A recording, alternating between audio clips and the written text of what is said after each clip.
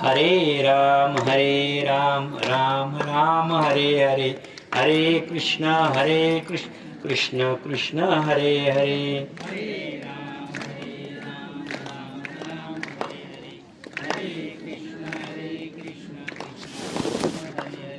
हरे राम राम राम हरे हरे, हरे कृष्ण कृष्ण हरे हरे।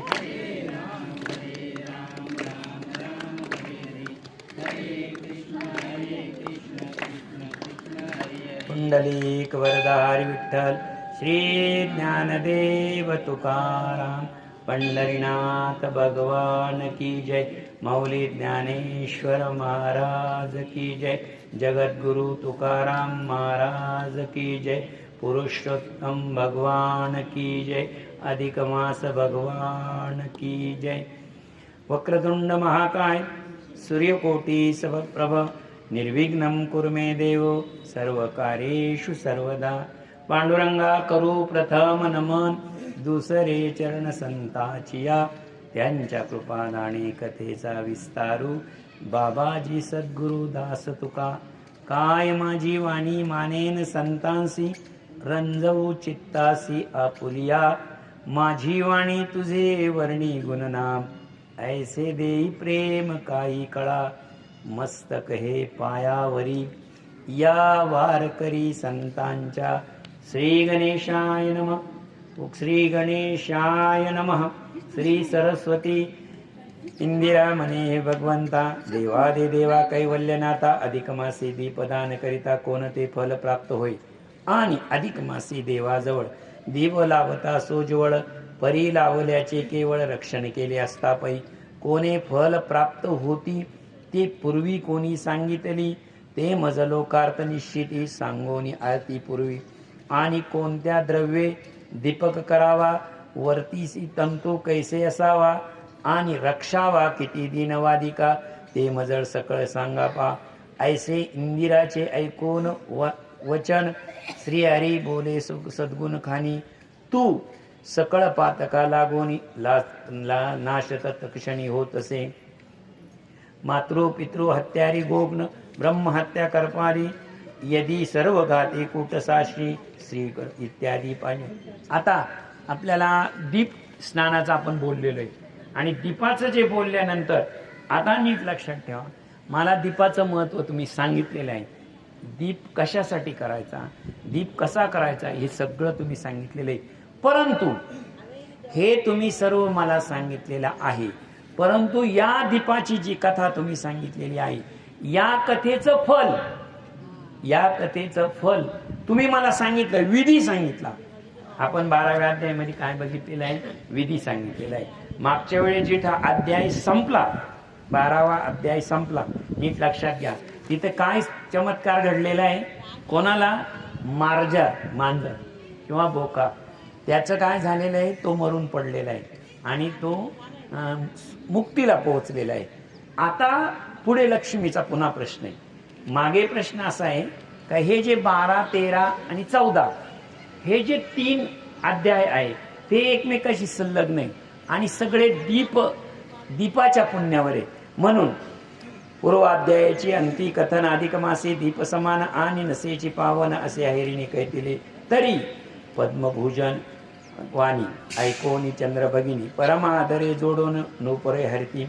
अहो प्रभू देवादिदेवा कैवल्यनाथा, श्री माधवा स्वभक्त जनांच्या मनोभावा, तू पूर्वा सर्व काळ मनोन विभव तुम्हा प्रती, पार्थिते हे मागुती, मज लागी दीपकथा निगुती, अति रसाळ कथियेले परी, एकदा ते साधू पालन, कितक्याने केले नाही समाधान, मनोन पुन्हा पुन्हा करवन जाणत करिता, तैसे हे मधुर कथे पाही, मम हृदयी झाले नाही, मनोन येचे श्रवणाविषयी अधिक इच्छा असे।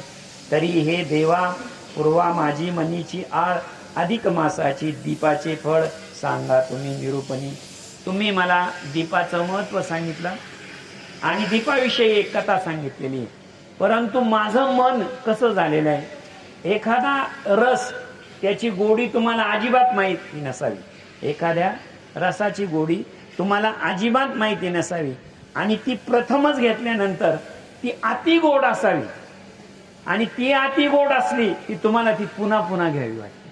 आपल्याला घ्यावी वाटते की नाही, कारण पहिल्यांदाच माहीत झाली. तसंच झालंय माझं. दीपाचं महत्व मला कळालेलं आहे, दीपाचं पुण्य मला कळालेलं आहे, आणि आता मला त्याच्यात गोडी वाढलेली. मला पुन्हा दीपाचं महत्व, पुन्हा दीपाचं विधी, या सर्व तुम्ही मला सांगा. तैसे मधुर काय मज हृदयी झाले, म्हणून तियेची श्रवणाविषयी अधिक इच्छा होत असे. आणि कोणी लाविला दीपक तो विध्वंसता काय पातक, तेही यथार्थ सगळी सांगून करावे. आता मागच्या अध्यायामध्ये आपण काय पाहिलं? आपण इतकंच पाहिलं काय, की दीप जर लावला, दीप पूजन जर केलं तर त्याच्यापासून पुण्य काय प्राप्त होतं, बरोबर आहे की नाही. परंतु जेव्हा आपण शास्त्राचा अभ्यास करतो तेव्हा जिथे जिथे, नीट लक्षात ठेवा, जिथे जिथे पाप शब्द येतो लक्षात ठेवा तिथे पुण्य आलाच पाहिजे. जिथे जिथे देव शब्द येतो तिथे पिशाच शब्द आलाच पाहिजे. देव योनी आणि राक्षस योनी कळाल्याच पाहिजे.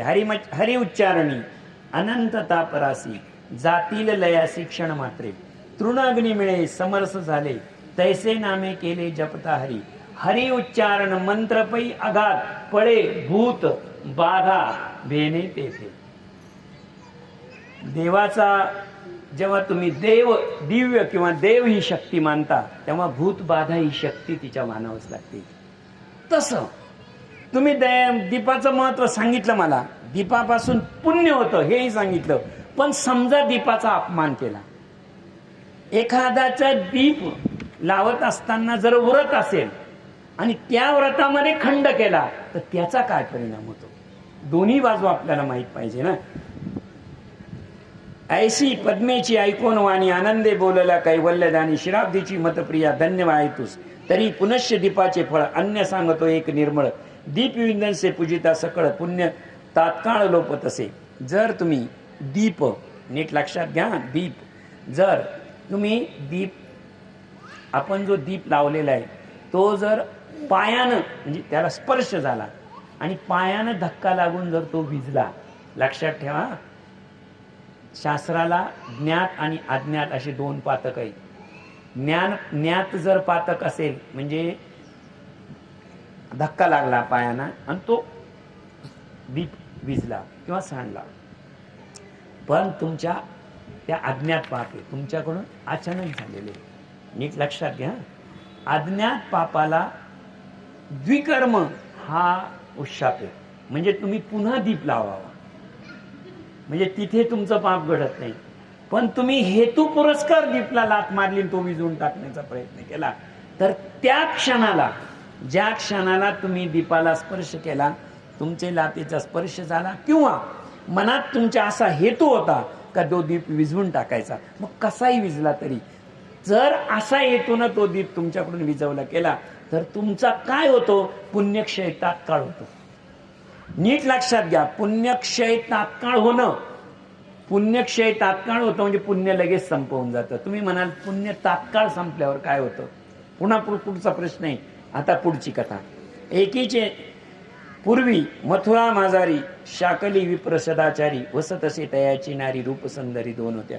पूर्वीच्या काळामध्ये, पुराण काळामध्ये मथुरापुरामाजी, मथुरापुरामध्ये शाकली नावाचा ब्राह्मण राहत होता. शाकली, एकीचे नाव विमला, दुसरीचे नाव सुशीला, अशा दोन्ही प्रतिव्रता सेवेला तत्पर असते. तैसा तो शाकली ब्राह्मण, शाकली ब्राह्मण तो पुरुषोत्तमा अतिप्रिय, अधिक मास प्रवर्तला. ते नित्य अनुरुद्धी प्रभाते, शाकली भार्या सुशीला, उदका माझी यमुने प्रती, एकची गेली ऐसे.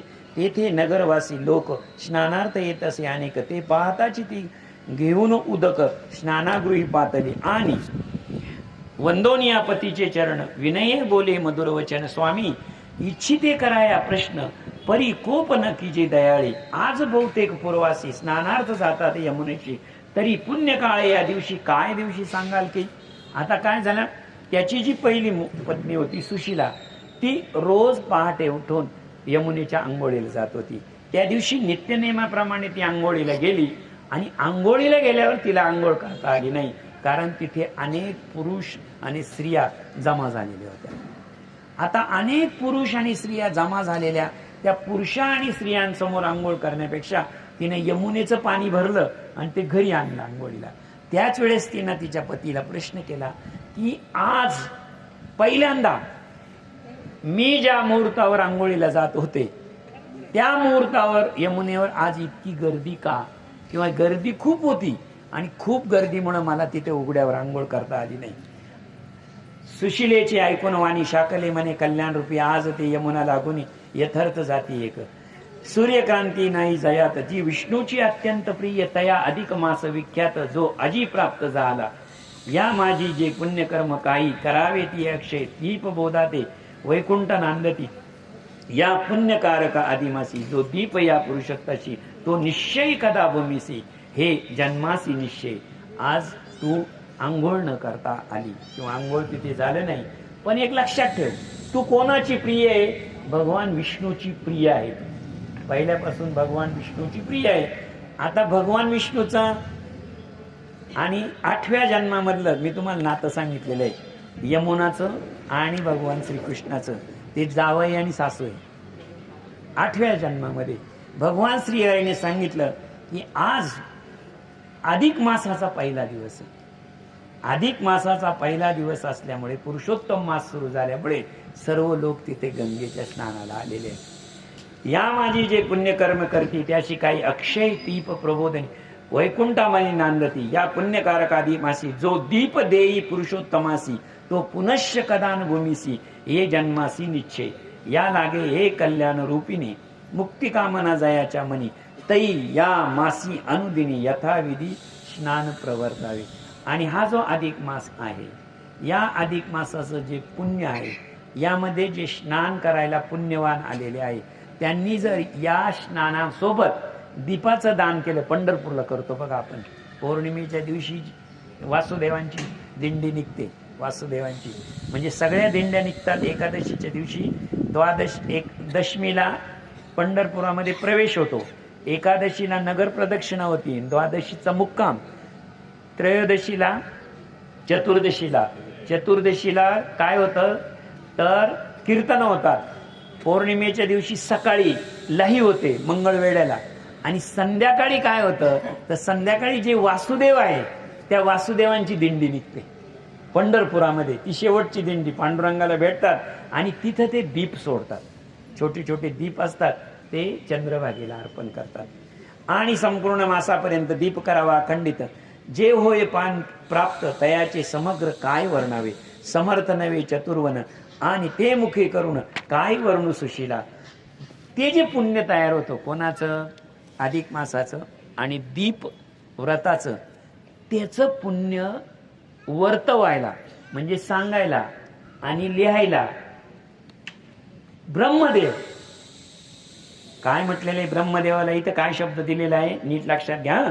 चतुर्वर मुख, 4 मुखाचा, 4 मुखाचा ब्रह्म त्याची स्तुती करू शकत नाही, त्याचं पुण्य सांगू शकत नाही. तर मी 1 मुखाचा ब्राह्मण काय सांगतो. पण एक मात्र तुला सांगतो, तयाचे समग्र कराया वर्णन समर्थ नवे चतुर्नन. एवं पतीचे ऐकून बोला त्यानंदे झाली सुशीला. स्वामी गे भावनन्या करायला उत्साह मनाला झाला. त्याचे पतीच्या आज्ञेविन स्त्रियांनी कोणतेही कर्म करिता जणी सर्व ते म्हणून आज्ञे लागून येताची तियेची वैखरी. शाकली म्हणे सुंदरी प्रिय व ते मानणारी तो समान नारी दुजी. या लागी मी झालो प्रसन्न तरी आज्ञा यथा विधान स्नान आणि दीप प्रज्वलन तू करती मासी. लगेच त्यांनी सांगितलं मी तुमचे आता पतीची आज्ञा. आता इथे पतीची आज्ञा का घ्यावी याला एक शास्त्र सांगतो बरं का. प्रत्येक स्त्रीनं पतीची आज्ञा का घ्यावी याच्यामध्ये एक शास्त्र असं आहे. स्त्री पुरुषाचं जे भविष्य पाहिलं जातं नीट लक्षात घ्या.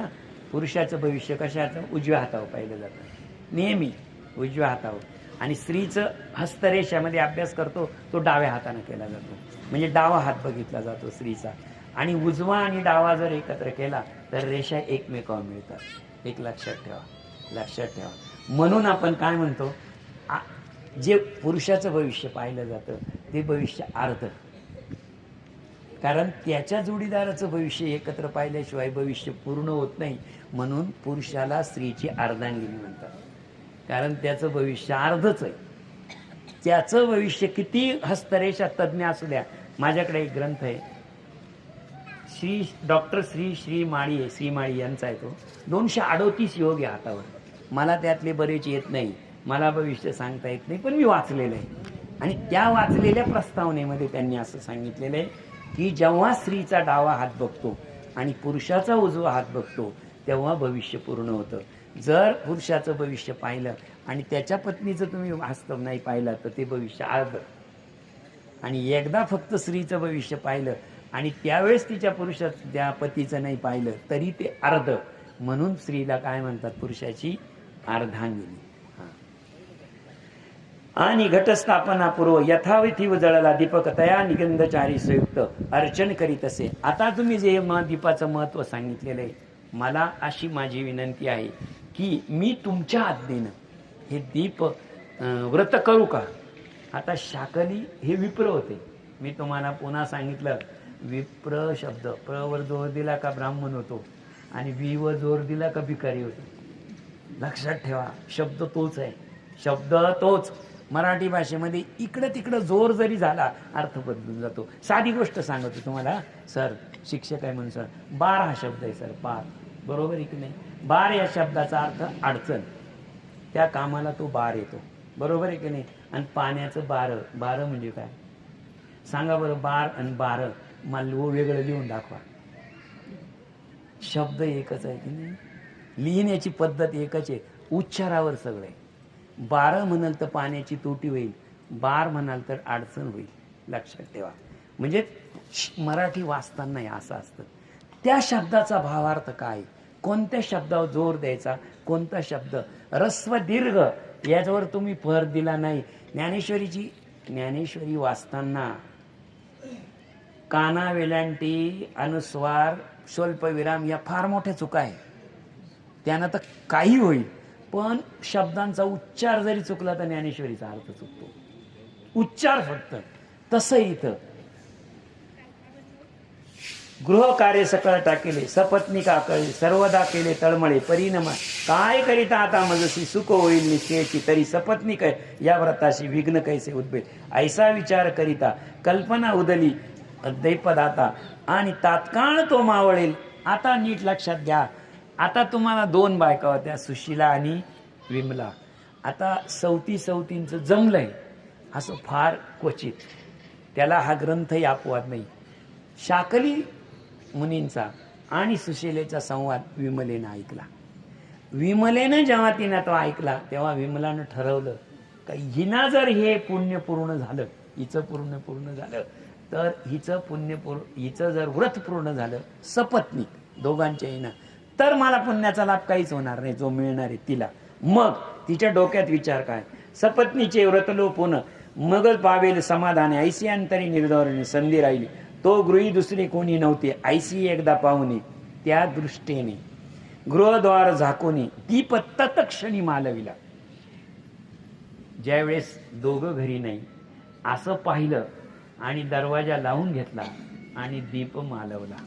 आता मला एक सांगा, हा हे पाप जे झालेले आहे, दीपखंड झालेला आहे, हा ज्ञात पाप आहे का अज्ञात पाप आहे? हे पाप ज्ञात आहे, लक्षात ठेवा. हा मग मागुती उजळून दीप तिल तेल घातले अमुक आणि स्वरूप नाही जैशी तैशी उतावेळ द्वारी येऊन राहिली. पुढे सदनी आली सुशीला तिने दीप असे मालवला हे पाहताची मनी तिला दुःख अत्यंत झाले. मग मागुती उजळून दीप तिल तैल घातले अमुप आणि देव स्वपरी न की जे कोप मनोनी प्रार्थिल्या तयासी. आणि लक्षात ठेवा, दीप विजल्यानंतर तिने दीप व्यवस्थित तेल घातलं. तेल घातल्यानंतर काय केलं, तेल घातल्यानंतर तो दीप प्रज्वलित केला, पेटवला. आणि त्याच्या पुढे नीट लक्षात घ्या, साधूचं जैसे सभा यांतरी साधूचं रूप कसं असतं, तिनं त्याच्या पुढे ओल्या वस्त्रांना अंघोळ करून माफी मागितली. कोणाकडून विजला असेल किंवा कसा विजला असेल तर त्या व्रताची मला माफी असावी. द्वितीय दिनी सुशीला कृतार्थ गेली बाहेरे आणि शाकली विप्रतयाची गृहाबाहेर गेले. इतक्यात त्या दुष्ट विमलेने दीप इच्छेने त्वरेने नंतर येऊन सुशेली पुनरपी उजळला आणि ती होऊन दुःख संपत बाहेर जाता कृतार्थ श्री आई ते हृदयी गृहकर्मीचे करू लागली. तथापि ती विमला पापिनी सुशेलेची दृष्टी चुकूनी जाता झाली फुतकारुनी दीपा लागोनी विजवत असे. नीट लक्षात घ्या. मग मी दीपाचं एक पाप सांगितलं तुम्हाला. दीपाचं एक कोणता? अंगाच्या पायानं कोणत्याही अंगानं धक्का लागू नये. आणि दीपाचा कोणताही दीप असो आजपासून हे लक्षात ठेवा, फुंकर घालून कधीच विजवायचा नाही. तुम्ही म्हणाल फुंकर का घालावी, फुंकर घालू का नाही? असं आहे, आपलं जे बोलणं आहे त्या बोलण्यातून अनेक कृमी कीटकं बाहेर पडत असतात आणि आपल्या बोलण्यातून थुंकी बाहेर पडते. आणि थुंकी बाहेर पडल्यानंतर नीट लक्षात ठेवा, न दिसणारी थुंकी जर आपण ज्या ताटावर बसलो आपण आणि त्या ताटावर आपण जोपर्यंत आपण पाणी सोडत नाही, नीट लक्षात घ्या, जोपर्यंत आपण असं पाणी सोडत नाही, त्या पाण्याचा अर्थ असं नाही उलट जागा ओली करायची नाही. पुराणामध्ये शास्त्र असं आहे की एकादशीच्या दिवशी आपण फलाहार खावं. का बरं? समजा एकादशीच्या दिवशी तुमचं पोट तर तेच आहे ना, जावणारे दात तेच आहे ना. बरं, पोटामध्ये घात जाऊन ते चर्वण करणारे किंवा पचन करणारे शरीर तेच आहे ना. मग त्या शरीराला फलाहार का? एकादशीच्या दिवशी उपवासाच्या दिवशी तुम्ही फलाहार का घेतात? का घेतो याचं काही कारण माहितीये का? मी आज लक्षात ठेवा, नेहमी लक्षात ठेवा, सगळ्यात जे पाप असतात आपल्या 3 प्रकारचे पाप आहे. त्या 3 प्रकारच्या पापामध्ये मी तुम्हाला सांगून ठेवतो. जसे ताप 3 प्रकारचे, तसे पाप 3 प्रकारचे.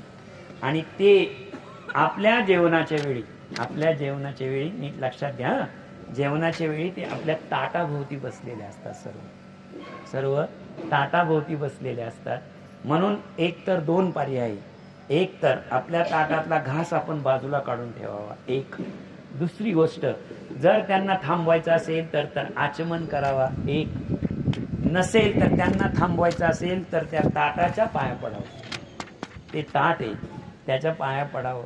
समजा तुम्ही पाया पडता न जेवण केलं, तुम्ही जेवण झाल्यानंतर तरी ताटाच्या पाया पडा. लक्षात ठेवा, समजा तुम्ही ताटाच्या पाया पडले नाही, काहीच झालं नाही, तर इथून पुढे आजपासून लक्षात ठेवा, निदान त्या ताटात हात तरी धुवू नका. तुमचं जे उष्ट आहे ते कुठं पडतं? त्या ताटात जातं. आणि त्या ताटात गेल्यानंतर ती जी पापं असतात ती तृप्त झालेली आहे किंवा नाही हे तुम्हाला माहीत नाही. आणि ते जे अन्न पडतं त्या अन्नानं ते बरं, समजा आपण काय म्हणतो, भागलं की काय होतं? आपलं भागलं की 2 गोष्टी होतात. एक, भागलं की सात्विक असेल तर देवपूजेला लागतो, आणि तमोगुणी असेल तर तो बदला घ्यायला लागतो. आता ते मुळातच राक्षस आहे. आणि त्यांचं भागलं, ते मातल्यावर ते उलटतील कोणावर? तुमच्यावरच उलटतील. त्यापेक्षा ताटात हात धुवू नये. म्हणजे आजपर्यंत मी हे व्यासपीठावर सांगतोय आणि घरी जाऊन माझा कधीही तपास करा, मी आजपर्यंत संध्याकाळच्या जेवणात किंवा सकाळच्या कधीच ताटात हात धुतलेला नाही. म्हणजे मला जसं माहीत झालंय तसं कधीच ताटावरून जेवलो, हात त्याच्या पाया पडलो की लगेच उठणार आणि दुसरीकडे जाऊन हात धुणार. हे पांडुरंग महाराज घुले, हे माधव महाराज घुले, संदीपान महाराज शिंदे, हे मोठमोठे कीर्तनकार जेव्हा यायचे तेव्हा ते सांगायचे, त्या अंगातली बंडी काढून बसायचे. आजही बघा, पांडुरंग महाराज घुले त्र्यंबक बाबा भक्तांच्या इथे यायचे, ते बसायचे, बाहेर जायचे, हात धुवायचे, ताटावर बसायचे, दर्शन घ्यायचे, जेवण झालं 3 वेळा दर्शन घ्यायचे, पुन्हा भात धुवायचे. तुम्ही म्हणाल आता कपडे का काढायचे? कपडे हे काढायचे एवढ्यासाठी का आपलं जे शरीर आहे, तुम्हाला जर अन्न कमी पडलं तर माझं शरीर खा, पण जगाला त्रास देऊ नका. हा भाव आहे त्याच्यामधला. तुम्ही वारकरी शिक्षण संस्थेमध्ये जा. वारकरी शिक्षण संस्थेमध्ये 15वा अध्याय सुरू होतो विद्यार्थ्यांचा. आणि प्रत्येकानं बंडी काढलेली असते जेवताना. मुद्दा हा मला सांगायचा आहे की जेवणाचा हा एक नियम पाळला तरी चालेल, आणि पुढचा नियम पाळाच. सांगतो मी तुम्हाला, पुढचा नियम पाळा. शक्यतो जेवताना ताटात उष्ट ठेवू नका. उष्ट ठेवू नका, ते अन्न शाप देऊन जातं तुम्हाला. का? कारण ते अन्नाचं समान. एक सांगतो, छोटं उदाहरण सांगतो. सोपान काका भुसावळकर कीर्तनकार यांच्या तोंडून ऐकलेलं दृष्टांत, फार मोठ्याच्या दृष्टांत. अन्न किती पवित्र असतं आणि काय असतं. एकदा एक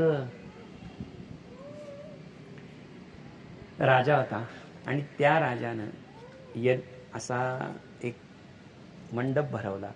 मंडप भरवल्यानंतर सगळ्यांना मिष्टान्न जेवू घातलं, सगळ्यांना.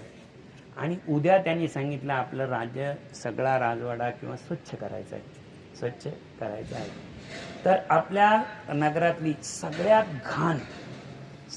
घाण वस्तू जो आपल्याकडे घेऊन येईल, घाण वस्तू घेऊन येईल. म्हणजे कुठली राजवाड्यातली कुठली घाण वस्तू तो घेऊन येईल, घाणीतली घाण वस्तू घेऊन यायची. प्रत्येकानं विचार केला काय घाण करायची. काहींनी धूळ घेतली, हे घेतलं, ते घेतलं. एक जण फिरत फिरत फिरत गेला, त्याला काही दिवसभर घाण काही सापडली नाही. हे लक्षात घ्या. त्यानं घाण काय शोधायची, काय शोधायची, काय शोधायची. तर त्यानं सकाळी स्वतःची विष्ठा केलेली होती. आणि ती विष्ठा केल्यानंतर त्याला दिसलं, त्यानं पाहिलं याच्या इतकी घाण तर काहीच नाही, याच्या इतकं घाण तर काहीच नाहीये. मग आता घ्यायची कशी, न्यायची कशी. म्हणून तो खाली वाकला आणि तिला स्पर्श झाला नाही. तोच तिला वाचा फुटली. कोणाला? त्या घाणीला. तिनं सांगितलं मी अजिबात घाण नाही. काल संध्याकाळी श्रीखंड म्हणून मी कुठं होते? काचेच्या कपाटात होते. कुठे होते? श्रीखंड म्हणून कुठे होते? काल काचेच्या कपाटात. रात्रभर तुझ्या शरीराचा सहवास लाभला तर आज विष्ठा होऊन गेले. मला विष्ठा बनवणार तुझं शरीर आहे. इतकं घाण काहीच नाही, इतकं घाण काहीच नाही. तुझ्या शरीरानं मला विष्ठा बनवलेली आहे. तुझ्या शरीरामुळे, नाही तर मी काय होते? श्रीखंड होते. माझा जन्म पंचामृतातला आहे. श्रीखंडाचा जन्म कटला आहे? दुधातला आहे. म्हणजे पंचामृतातला आहे ना. अरे पंचामृतालाही घाण करणार तुझं शरीर आहे. जाय राजाला घेऊन जाय आणि तेच घेऊन टाक. बघ, जगातली सर्वात घाण गोष्ट आहे. बरोबर आहे की नाही? मग तीच पवित्र करण्यासाठी दीपव्रत आहे. लक्षात ठेवा. दीपव्रत हे काय अधिक मास करायचं, ऐकायचं म्हणून ऐकायचं असं नाहीये. प्रत्येक कथेमध्ये मर्म आहे, प्रत्येक ओवीमध्ये भावार्थ आहे, प्रत्येक शब्दामध्ये रोख आहे त्या शब्दाचा. एकदा पाहून आता पुढे येईल ते लगेच.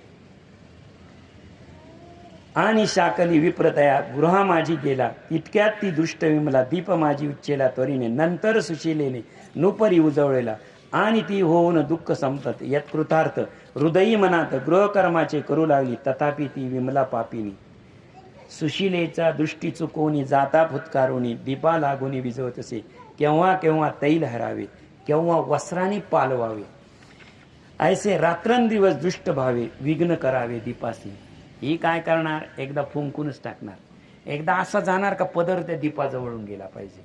म्हणजे पदरानं तो विजलाच पाहिजे. काही ना काही करून तो दीप विजला पाहिजे. पुन्हा पुन्हा दीप लावून भरतू देवाच्या प्रसादी करून अमावस्येपर्यंत जाण उरत तिने पाळले. पण सुशीलेने काय केलं? सुशीलेने हेच केलं. तिना दीप विजवला तर तिना परत दीप लावणं आणि आपलं दीपव्रत पूर्ण करणं. यापर्यंत एवम प्रकारे दीपव्रत केले पूर्ण. आणि त्या दुष्ट विमले लागून दीप इच्छा पापोची अनंत दुःखाची चाचणी तात्काळ तप्त झाली. रूप सुंदर पुत्र तीन ते अवचित पावले मरण. उदय नेत्री अंधत्व पूर्ण आणि शरीर ही जीर्ण झाले.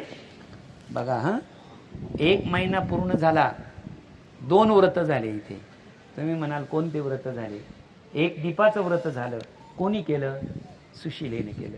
आणि एक विमलेने व्रत केलं ना, दीप विजवण्याचं. ते व्रतच आहे ना. हिनं व्रत लक्षात ठेवा नीट.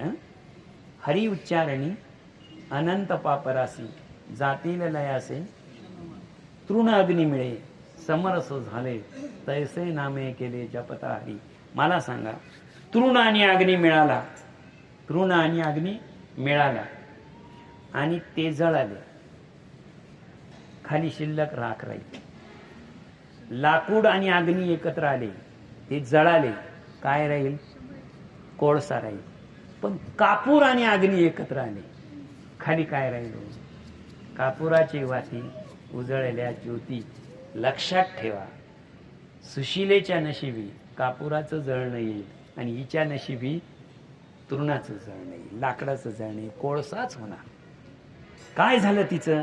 रूप सुंदर तिचे ते अवचित गेले हरून.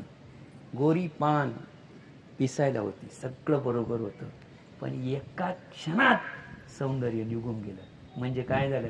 आपण म्हणतो ना त्याचा पार कोळसा झाला ना. काय झालं?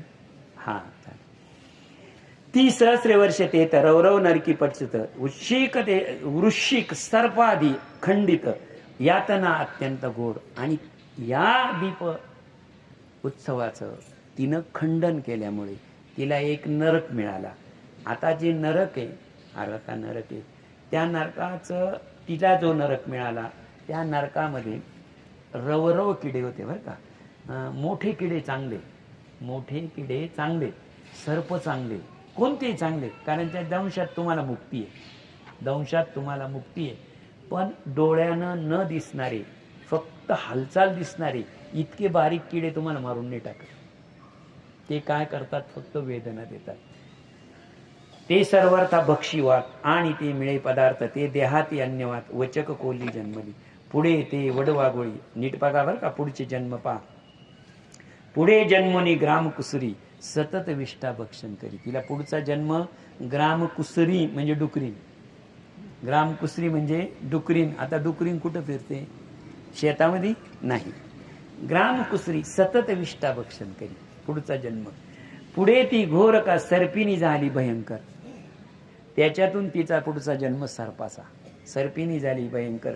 तेच सर्वदा भक्षी वात अन्य ना मिळे काही पदार्थ. पुढे देहाती अनन्य वंचक कोली जन्मली. पुढे येऊन, नीट लक्षात घ्या, साप जन्माला येणं म्हणजे सोपं आहे का?